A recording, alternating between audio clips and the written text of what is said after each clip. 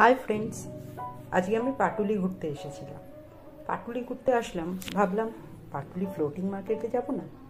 গিয়ে অবাক হয়ে গেলাম, দেখলাম আগে এত সুন্দর করেছিল, জায়গাটা সাজিয়েছিল। এখন দেখলাম বেশিরভাগ দোকানই বন্ধ।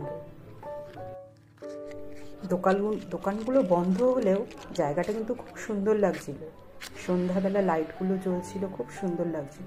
এখানে ফটো সেশন করলে এসে ভালো লাগবে। কিছুটা ঘোরার পর একটা মাছ ভাজার দোকান পেলাম। অনেকটা দীঘার বিচের পাশে যেরকম মাছ বানিয়ে ভেজে দেওয়া হয় সেরকম।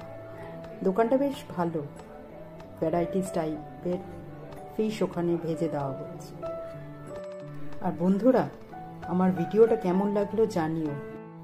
বাই বন্ধুরা, আবার দেখা হবে আমার নেক্সট ব্লগে।